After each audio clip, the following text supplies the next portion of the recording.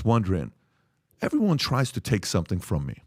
They're either using me to get a relationship. They're either using me to get some fame. They're either using me to get eyeballs. They're either using me to do something they're going to do in 4 or 8 years. You start, and when you're in the last 10% of your life, 20% of your life, you start asking questions and saying, man, am I just being used at this point? Is that all it is? Am I just being used? Am I just being used? I don't know if he has an Onassis friend in his life. I don't know if he has somebody in his life where he can sit down to and just talk, and that person has zero desire to go and say, you won't believe what Trump and I talked about today at dinner. He told me this. Please don't tell anybody. Just between us. Forget it. And you know when people say just between us? Well, guess what happens when it's just between us? It's just between you and everybody else nowadays. There's only a few people in your life when they say, dude, nothing's going to go to anybody else. Yet when you're working in a 1099 business, and you're building salespeople that anybody can leave you at any time and go anywhere else. They don't have to be with you because they have to.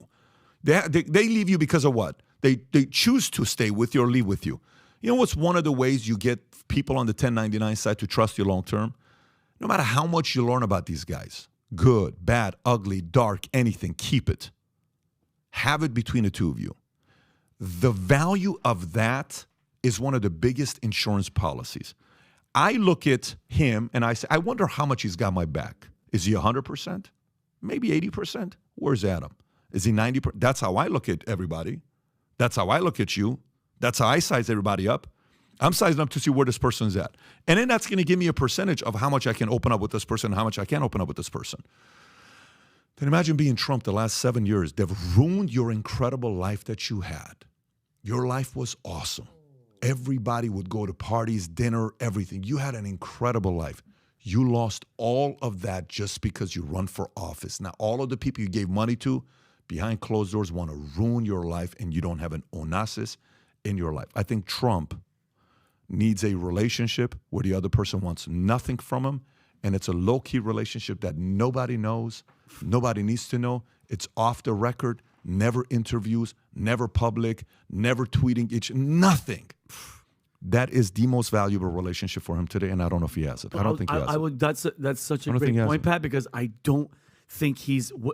If you had to guess, what kind of person would be a person that he would be able to sit in a room and be like, yo, bro, like, what's going on? Are you okay? Like some normal people get a psychiatrist. Who would Donald Trump be able to? I don't even think, Pat, who? No, there's always people there. In his circle, that would be. The list is not a long list. The list is not a long list, but those people are there. The list is not a long list. And it's probably someone that we don't know.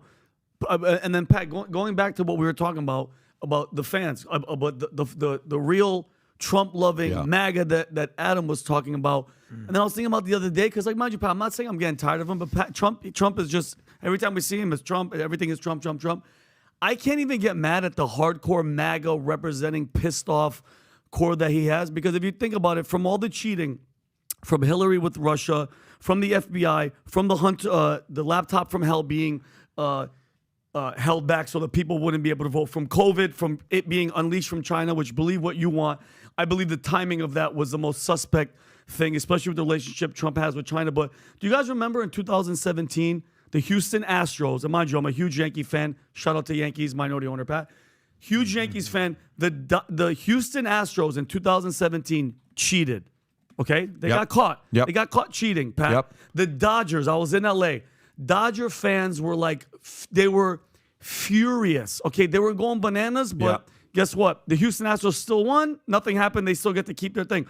Think about those Dodger fans, Pat, when they hear about Houston. They are furious at Houston because they cheated, but they basically got away with it because they don't have to relinquish their championship. The thing about it, Trump fans are those Dodger fans that are like, you know what? F you. We're still. It's a very good point. You feel me? Very good point you're making. And mind you, I'm a huge Yankees fan. We got cheated that year too. With Altuve. I remember Judge even talked about it. Dude, I got goosebumps because I remember watching that game too with Altuve grabbing his chest, going, "Don't rip." Because you got a mic. You got a mic on you, or a system on you. So I changed my view because I'm like, why wouldn't they be pissed off? And why wouldn't you? And to be honest, if you guys didn't try to F him over and cheat him, Pat, he'd be finishing his second term. You guys would be done with Trump, but now he's going to be. And by the way, you know what's crazy? Do you know if they would have done that, DeSantis would have probably been the president. 100%. You know because there is no friction between the two. Zero. there would have been no opportunity for friction. So There you go. they almost doing it to Trump also took away DeSantis' potential future president. 100%. What a thing that happened. So again, look, I don't know what's going to happen. Again, there's an audience that wants to see that, but go ahead. I know. I just Googled real quick who are Donald Trump's best friends, and there was multiple articles, some from Politico, some from Vanity Fair. The number one guy was a guy called Tom Barack. Do you remember him? He actually spoke for him in 2016. He was his inauguration chair in 2020, but he's been dealing, I guess, with some legal issues. The other names that keep popping up are Rudy Giuliani. I don't know if that's like a best friend, No. but that's someone you have in your life. You hired him as his lawyer. It's tough. Another one is Roger Stone. I wouldn't necessarily classify that as a best friend, but I think you're right. I don't know if he actually genuinely has just like, No, you know, like for you have Steve, you have Alpha, you have guys that these are your not business related, just genuine friends in your life. So for example, think about look at Joe Rogan and Dana White. How many times have they done a podcast together? Zero. None. I don't know if they've done a podcast together. don't Have think- they done a no, podcast I don't think together? they have. I don't think so. Dana White podcast. Has that ever happened? I don't know if it has. Maybe it has, and we missed a mark. If they I don't did, think so. I just don't think Says it. February 21st of 2021. Okay, so they did They one did podcast one? together. Okay, good. But if you think about it, how many times do you think they could do a podcast together? Joe's got a bunch of people he's had 20 times, 10 times, 30 times. He's Yeah. got, these guys. Brian Callen, I don't know how many times Brian Callen's been on. I don't know how many times some of these guys have been Duncan on. Trussell's been on there. Those guys are his guys, right? Okay. The backing they have for each other, Joe and Dana, it's a great relationship. It's phenomenal to have that kind of backing. I just think, when I saw Trump yesterday and when I watched the Tucker interview, he didn't seem like himself. He kind of seemed a little bit, I don't know if I can use the word defeated. I just kind of will use the word of Fatigued? little bit fatigued. Trump? Is what I would say. Yeah, dude. Really? I got that feeling yesterday a little bit. I got that. And you've never said that. I've never said You've that. always talked about how high energy is. I don't mean by high energy. I think he'll still do laps around most 25-year-olds when it comes down to work. This is not what I'm talking about. This is when, when your boys, who always said they have your back, they have your back, they have your back. Yeah. And then some of them are like, well, look, man, I talked to Mary and just, I'm so sorry. I would, but, Mary talked about the kids and, they're trying to go into the school and, she knows that if our son, could be a guy that goes to Harvard, and I just know if I do that I don't want to hurt John. And you look at him, you're like, wow, bro, you told me you had my back and now you're doing this? It's nothing personal. Do you know how many people I've told him that in the last year and a half? How many people think I've told him that? 100? 200? And he's sitting there saying, I got you the job at freaking White House. I got you that job on the show. I made a phone call to the NBC executive. I got your wife to get the kid to go into that school. Now you're doing this? Oh, my. He's experienced that times a few hundred. And you know what he's probably asking? Hey, mom, hey, dad, what do I do now with these people? Like, do you understand what I'm saying to you? Like, all of those calls you made for people you didn't have to do that nobody knows. Now those same people you helped them elevate in their lives now behind closed doors want to be like, you didn't do nothing and gratitude is gone. I'm experiencing that a little bit on my own side in a different level with people you're in business with. I've experienced that the last, 5 years, whatever the timeline is. And you kind of say, okay, but on a minuscule level compared to a guy like this. So that's the feeling I got when I saw him. Look, it is what it is. We're going to see what's going to happen. But, that was my feedback when I How saw much him. of this is the day before everything that just happened in Georgia today, right? The indictment came down. He basically, I think, turned himself in. Is this happening as we speak? Now, 7:30 tonight. Okay, so it's happening. Read the tweet, matter of fact. Put it It's up, Rob, happening and let's read the tweet. 24 hours later. Here, just read this tweet. Yeah. Adam, read this tweet. Sure, there's 231,000 views and still counting. 231 million. Sorry, 231 million views. My apologies. Can we punch into that? The biggest video on the social media ever, more than double the Super Bowl. But please excuse me. I have to start getting ready to head down to Atlanta, Georgia, where murder and other violent crimes have reached levels never seen before, to get arrested by a radical left, low-life district attorney, Fani Willis, for a perfect phone call. It was perfect. We all know that. And have the audacity to challenge a rigged and stolen election. Stolen misspelled. The evidence is irrefutable. Arrest time is at 7:30. clearly this was, I guess, the answer to my question. This was on his mind. By the way, how impressive is it? The fact that he spelled irrefutable right but stolen wrong. It's amazing. That's the biggest amazing. takeaway. As a guy that always took ESL, I'm just Yes. impressed by that. Kofi. So he always Kofi. gets the hard right, but he gets The easier ones. You know what? It is what it is. Go ahead. No, this has to be on his mind. I mean, look, the Mar-a-Lago raid, okay, that's one thing. Stormy Daniels, another thing. But, this perfect phone call thing, there's going to be people on the other side of this stand saying that it was not perfect and that this is the reason that they are charging him for this. So this has to be weighing on your mind, at least a little bit, no? At least a little? One of what do they call it?